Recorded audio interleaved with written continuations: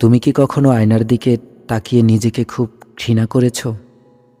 মনে হয়েছে, কেন আমি এমন করলাম? কেন আমি আরেকটু বুদ্ধিমান হলাম না? কেন আমি নিজেকে রক্ষা করতে পারলাম না? আমরা সবাই নিজের সবচেয়ে বড় সমালোচক।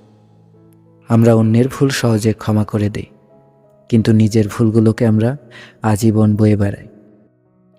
আজ এই মুহূর্তে সেই ভারটা নামিয়ে ফেলার সময় হয়েছে। তুমি অতীতে যে সিদ্ধান্তগুলো নিয়েছিলে, সেগুলো তোমার তখনকার অভিজ্ঞতার আলোকেই নিয়েছিলে। তখন তুমি যতটুকু জানতে, তার উপর ভিত্তি করেই তুমি পথ চলেছিলে।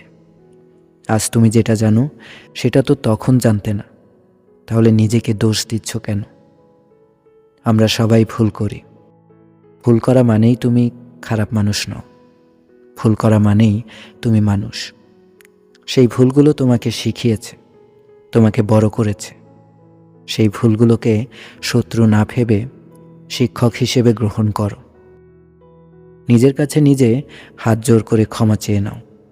বলো, আমিও ভুল করতে পারি, আর আমি নিজেকে ক্ষমা করেছি। এখন থেকে একটা শপথ করো, তুমি আর নিজের উপর কঠোর হবে না। পৃথিবীর সবাই যদি তোমাকে ভুল বুঝে, তাতে খুব একটা সমস্যা নেই, যদি তুমি নিজেকে জানাও যে তুমি চেষ্টা করেছো। কিন্তু তুমি যদি নিজেকে ভুল বুঝো, তাহলে সেটা হবে সবচেয়ে বড় ট্র্যাজেডি। আজ থেকে প্রতিদিন সকালে উঠে নিজেকে বলো, আমি আজ আমার সেরাটা দেওয়ার চেষ্টা করব, এবং যদি তাতেও ভুল হয়, আমি নিজেকে ভালোবাসব। এই সহজ মন্ত্রটা তোমার মনের ভেতরের অনেক জটিলতা কমিয়ে দেবে। তোমার ক্ষতগুলোই তোমার শক্তির উৎস। এগুলোকে লুকিয়ে রেখো না, এগুলোকে আপন করে নাও। তোমার এই মন খারাপের দিনগুলো তোমাকে মানুষের দুঃখ বুঝতে শিখিয়েছে। তুমি এখন অনেক বেশি সংবেদনশীল, অনেক বেশি গভীর। সবশেষে এটাই বলবো, পৃথিবীটা অনেক বড়, আর এই বিশাল পৃথিবীতে তোমার জায়গা ঠিকই আছে।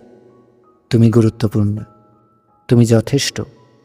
আজ রাতে ঘুমানোর সময় কোনো অতীত নিয়ে নয়, বরং নিজের একটি ভালো গুণের কথা ভেবে ঘুমাও। কালকের সকালটা অনেক বেশি সুন্দর হবে, কারণ তুমি আজ নিজেকে ক্ষমা করেছ। ভালো থেকো।